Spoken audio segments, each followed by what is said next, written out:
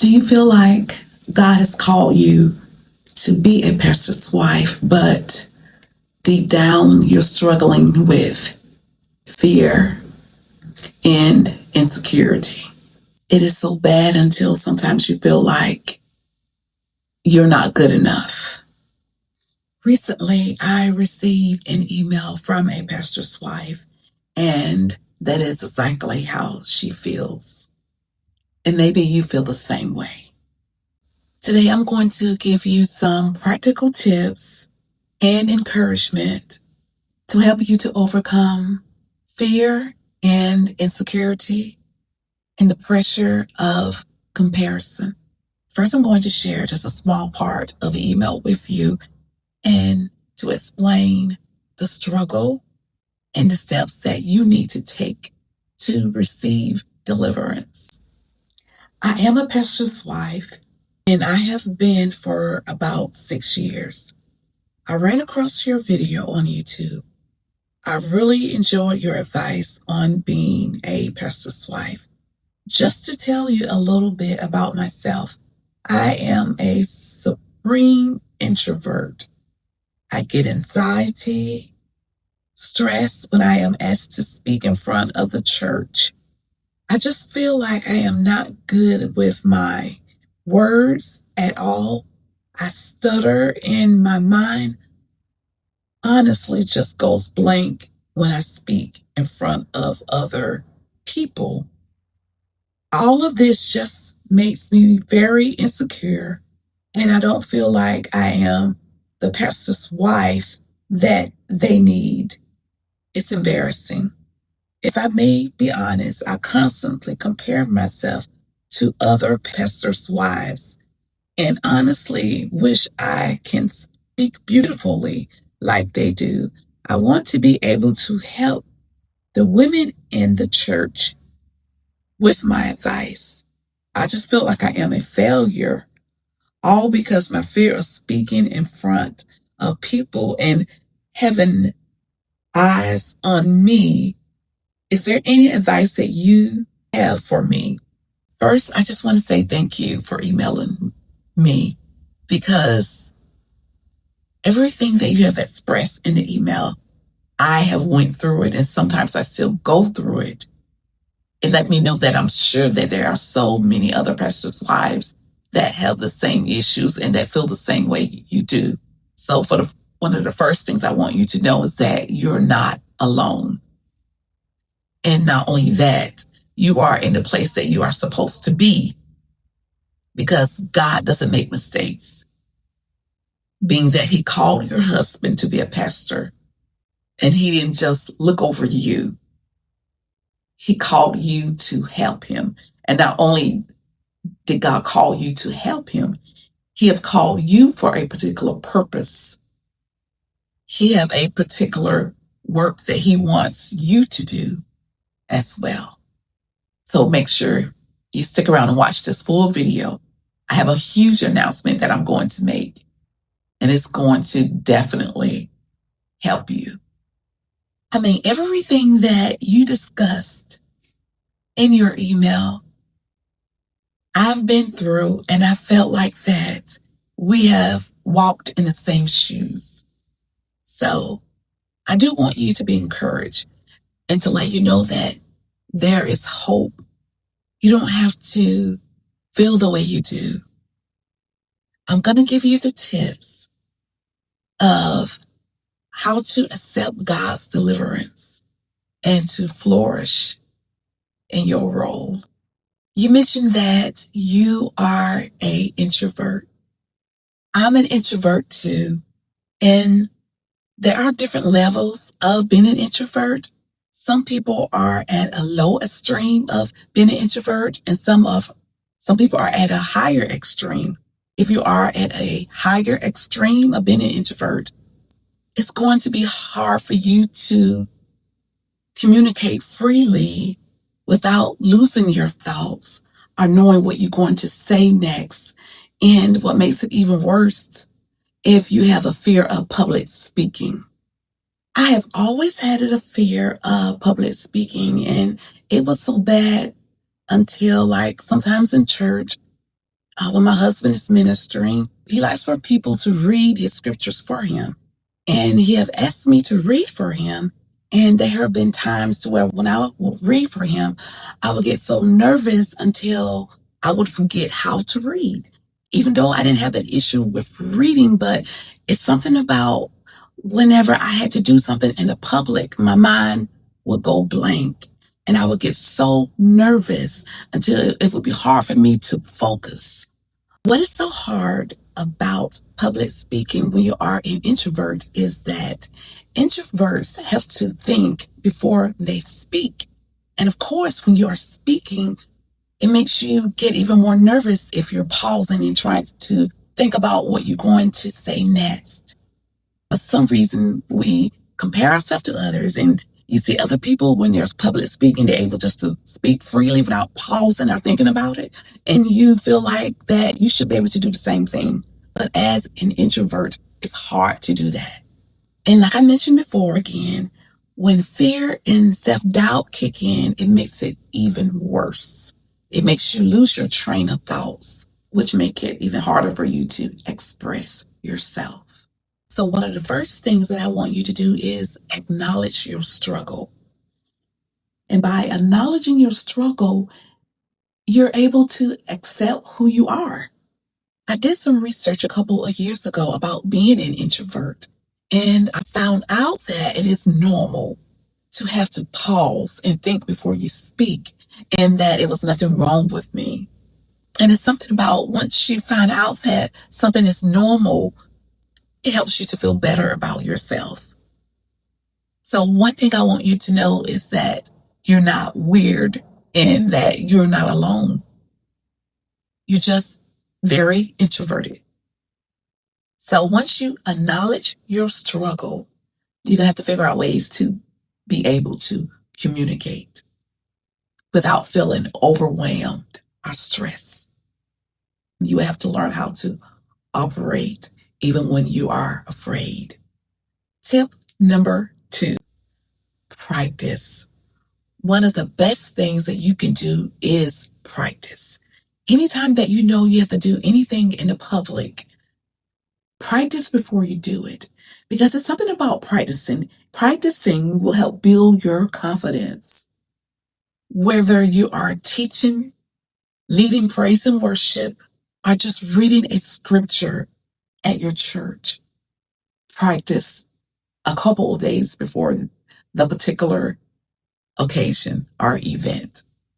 And don't wait to the last minute, because all that's going to do is cause you to become stressful and feel overwhelmed. I'm over the music ministry at my church, and I also play the keyboard. And my husband picks at me a lot because throughout the week, I practice on the keyboard. And he always tell me that you don't have to practice that much. Why do you practice all the time? You've been doing this for years. You shouldn't have to, take out so much time and practice. But I do it because it builds my confidence, and it helps me to relax whenever it's time for me to play a song or sing a song. I don't have to worry about forgetting the words because I have practiced enough. So it actually builds your confidence within yourself when you practice, when you are prepared. The more you practice, the more confidence that you are going to have within yourself. Tip number 3, face your fears. Now, facing your fears is going to be hard, and it's going to feel scary. And it is because you're doing something that you have feared for a long time, and it's something that you're not used to doing. But some things, it takes time. And just because you're not comfortable doing it, it doesn't mean that you shouldn't do it, or that God didn't call you to do it. Because one of the main things that you're going to have to do is learn how to operate without allowing your emotions to control you. In the Bible, it talks about how that God did not give us a spirit of fear, but he gave us love and a sound mind. A sound mind is able to operate. I have to be honest with you. A lot of times when I get up to do anything in a public, the devil fights me within. But the difference is that I recognize it's the enemy and I don't allow it to stop me. I do it anyways. And God has strengthened me and I have grown a lot just by facing my fears, doing things that's uncomfortable for me to do. So whenever you have an opportunity to do anything in a public, make sure you do it. Don't say that I'm not good at it. Get someone else to do it. And I want to encourage you to start taking baby steps.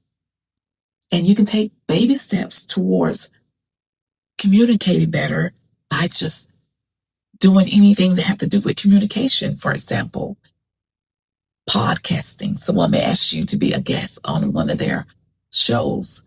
Or you may want to start your own podcast. Writing, blogging.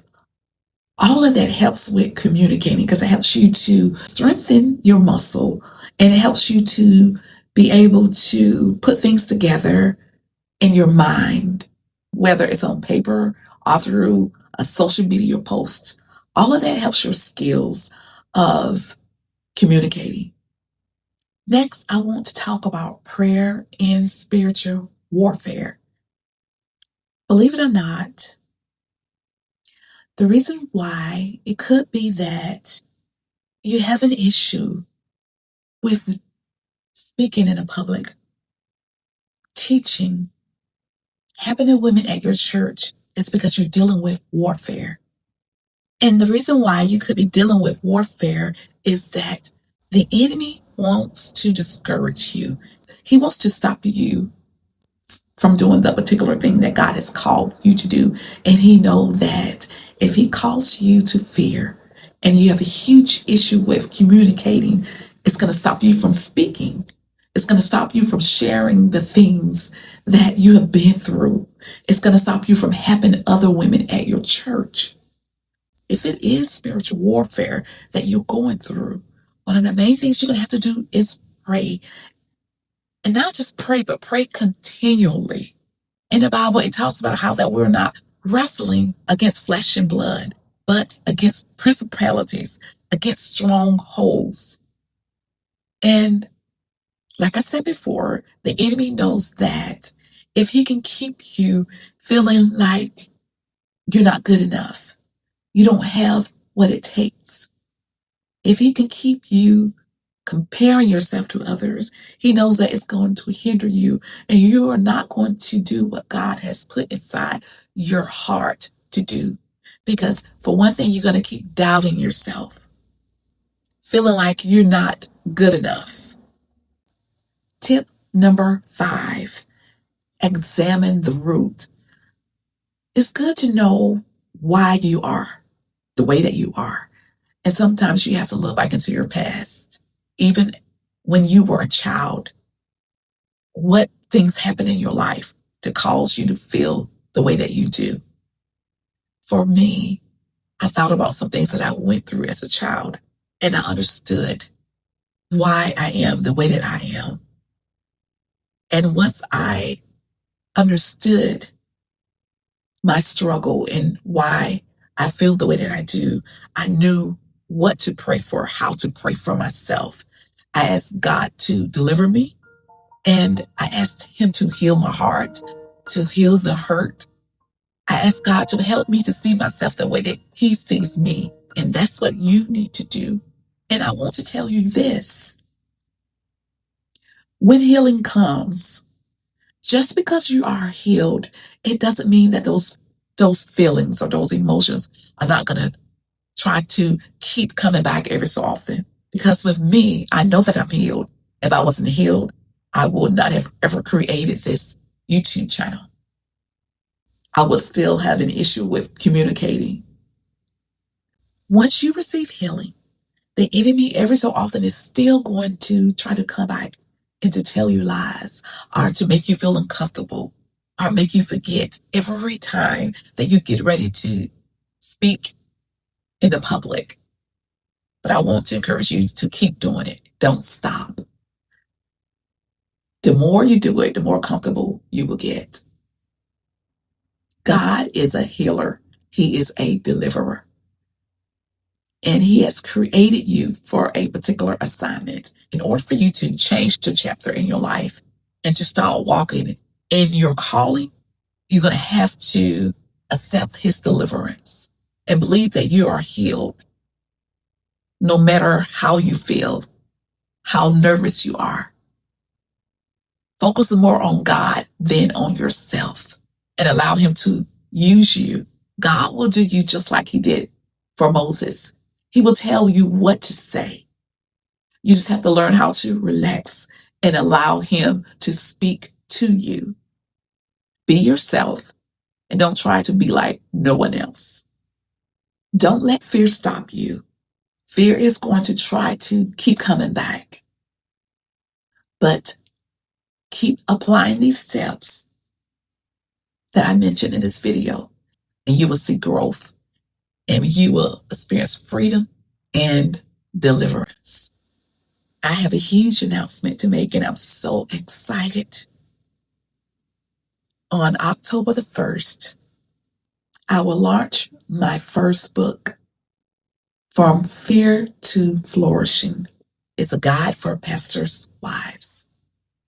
In my book, I will discuss this particular topic in one of my chapters. So if you want to overcome fear and anxiety, if you feel like that you're not meant to be a pastor's wife, this book is for you. If you want the book, make sure you email me so that I can put you on the list. And once the book is launched on October the 1st, I will let you know. And I know that it's going to be a blessing to you. If you have went through any of the things that I discussed in this video, please let me know in the comment section. If this video was helpful to you and you want to support me, subscribe to my YouTube channel. Share this video with a friend. Thank you for watching, and I will see you in the next video. May God bless you. Bye.